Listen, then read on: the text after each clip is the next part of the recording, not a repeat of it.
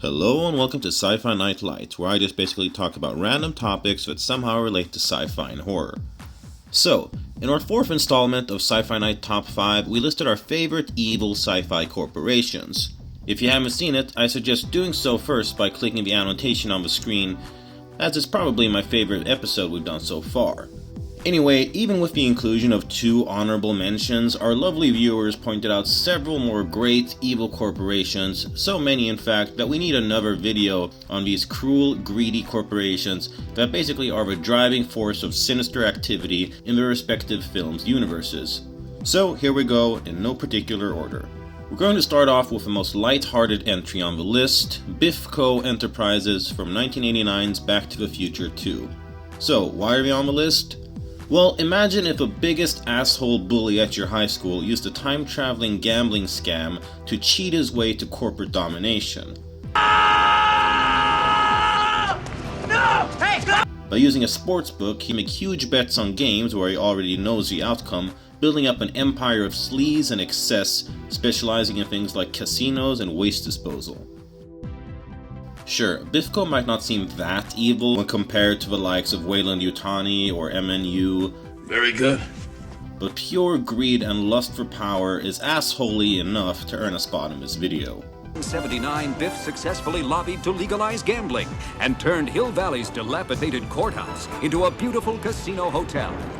I just want to say one thing. God bless America. Next up, we've got Lex Corp from every Superman film ever made. We're not focusing solely on Batman v Superman, partly because Lex Corp has been a main antagonist in all adaptations of the DC comics, but mainly because that movie was about as disappointing as finding out you have an STD. What the fuck is this? Lex Corp is of course run by Lex Luthor, one of the most iconic DC villains ever, a man as smart as he is ruthless. But millions of people will die. Billions! Once again, the press underestimates me. From genetically engineering soldiers to building an island of kryptonite. You're building an island? You're not seeing the big picture. I don't know, Superman Returns was really dull and forgettable. 2 massive international holdings and just basically being dicks, Lex Corp are constantly giving Superman problems to deal with, as it is an almost all-powerful thorn in the side of Metropolis and evil of the world. Basically, think of it as the piggy bank of evil. We Luthors are made of pretty tough and definitely expensive material. Alright, so on to a really scarily realistic company. We have kind of a shared spot here.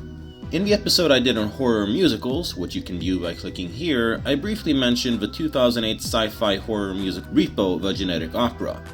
In this futuristic world of 2056, an epidemic of organ failure has caused the mega corporation Gene Co. to provide artificial organ transplants with a payment plan if you can't afford to pay it all at once, which most people can't. However, if you fall behind on payments, the company will send a repo man after you to reclaim their product by gruesome, bloody force. Say that you once bought a heart or new corneas, but somehow never managed to square away your debts. He won't bother to write or to phone you. He'll just rip the still-beating heart from your chest! This film is kind of a mixed bag, but I feel is a little style over substance, and I'm not too crazy about the songs. Zydrate comes in a little glass vial. A little glass vial? A little glass vial. And the little glass vial goes into the gun like a battery. But damn, I just love the look of this gothic world. Also, while we're on the subject, we might as well bring up the 2010 film Repo Man, which is at best a different kind of adaptation of this idea, and at worst a shameless ripoff, as the underlying plot is more or less identical. It's compact, it's safe, it's comfortable, everything you want in a new liver. The price, $756,000. In the film, we this time follow Jude Law, who ends up having to fight back against the artificial organ corporation that employs him, in this film called The Union, as he ends up needing an organ transplant as well. Despite the films having the same plot, they're actually very different, and Repo Man is definitely more accessible, has way better action, and a bigger budget.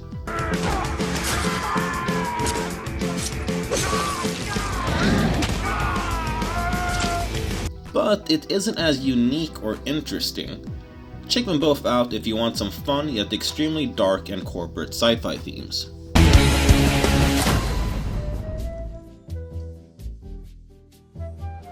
Almost last, we get to the company with the most boring sounding name so far, the Energy Corporation from the 1975 film Rollerball. If you want to know more about the film, by all means, check out our episode on futuristic sports by clicking here. The film revolves around a brutal blood sport called Rollerball, which is basically a hodgepodge of different sports all rolled into one with as much extra violence added as possible. So in this dystopian future, the entire world is basically controlled by corporations, not governments, which is a super scary thought. Corporate society was an inevitable destiny, the good life, a centuries-old dream. What's even scarier though is that the Energy Corporation is just one of many huge megacorporations that control the entire planet. But the Energy Corporation is the ones that sponsor our heroes' team, so let's just go with them.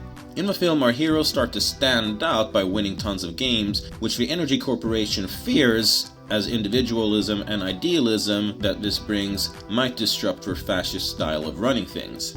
The game was created to demonstrate the futility of individual effort. This causes them to make Rollerball even deadlier, as if that were possible without just calling it murder, and our heroes need to rebel. Basically, these assholes want to control everyone and everything, killing anyone who stands out as different or unique. And really, isn't that super fucking evil? Houston players come and go, but the champion plays on. So we are gonna finish off with a most requested evil corporation that wasn't on the original top 5 list, InGen from the Jurassic Park series. Under the leadership of Vic Hoskins, InGen's private security division is currently developing advanced security measures that will deliver new solutions for the most severe international conflicts. So InGen is a little reminiscent of the Weyland-Yutani Corporation in that they're willing to sacrifice anyone and anything to get their hands at a dangerous creature, this time prehistoric dinosaurs. That was a completely different time, and we're a completely different company today. That is one big pile of shit. Which they do so they can make money off of products and dinosaur zoos, you know, because that worked out really well in Jurassic Park. And The Lost World. And Jurassic Park 3. And Jurassic World.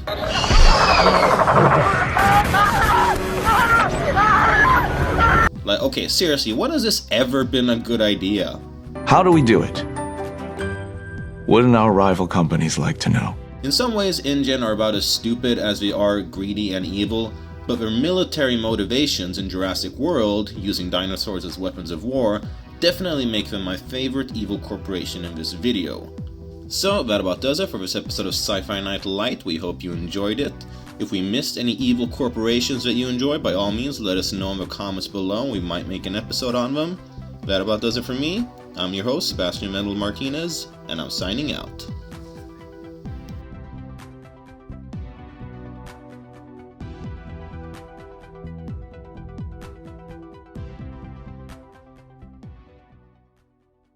Lex Corp is proud to announce Lex OS, the world's most private and secure operating system. Why the fuck you lying? Why you always lying? Oh my god, stop fucking lying.